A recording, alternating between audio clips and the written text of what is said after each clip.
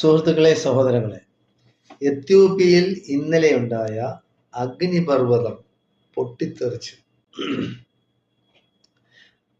12,000 വർഷങ്ങൾക്കിടയിൽ ആദ്യമായിട്ടാണ് അത് ഹെയ്ലി ഗുബി എന്നറിയപ്പെടുന്ന അഗ്നിപർവ്വതമാണ് പൊട്ടിത്തെറിച്ചത്.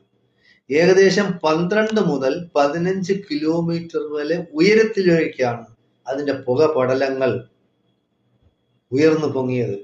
12 കിലോമീറ്റർ മുതൽ 15 കിലോമീറ്റർ ആ അഗ്നിപർവ്വതത്തിന്റെ അവിടെ നിന്ന് മുകളിലോട്ട് പോയി എന്ന് പറഞ്ഞാൽ നമ്മൾ കണക്കാക്കി നോക്കണം എന്തുമാത്രം പൊക്കത്തിലാണ് അത് പോയിരിക്കുന്നത്.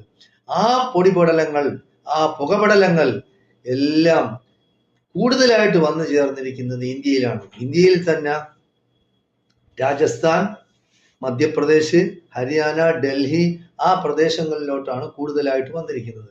അപ്പോൾ ഈ ഏഷ്യൻ രാജ്യങ്ങളുടെ തന്നെ വ്യോമ ഗതാഗതമെല്ലാം ആകെ താറുമാറായി. ഇന്നലെ പല വിമാന സർവീസുകളും റദ്ദ് ചെയ്തു. ജിദ്ദയിലും റദ്ദ് ചെയ്തു. യമനിലായിരുന്നാലും ഒമാനിലായിരുന്നാലും UAE-യിലായിരുന്നാലും. അപ്പോൾ ഇന്ത്യയിൽ നിന്ന് UAE പോകുന്ന പാതയിലേക്കുള്ള പുകപടലങ്ങൾ ഇപ്പോഴും നിലനിൽക്കുകയാണ്. ബാക്കിയുള്ളതെല്ലാം നീങ്ങിക്കൊണ്ടിരിക്കുകയാണ്. അതായത് 120 കിലോമീറ്റർ മുതൽ 140 കിലോമീറ്റർ വരെ സ്പീഡിനാണ് ഈ പുക പടലങ്ങൾ അങ്ങനെ നീങ്ങുന്നത്. അപ്പോൾ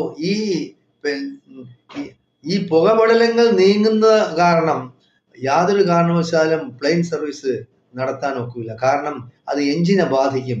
എഞ്ചിനെ ബാധിച്ചു കഴിഞ്ഞാൽ വിമാന അപകടങ്ങൾ ഉണ്ടാകാൻ സാധ്യതയുണ്ട്.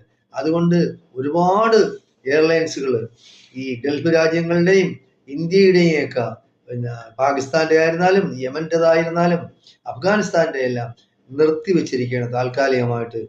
അത് ഇനി കൂടുതലായി ഇതിനെപ്പറ്റി കൂടുതൽ പഠിച്ചതിന് ശേഷം മാത്രമേ ആ ഭാഗത്തോട്ടുള്ള വിമാന സർവീസുകൾ ഇനി പുനരാരംഭിക്കുകയുള്ളൂ.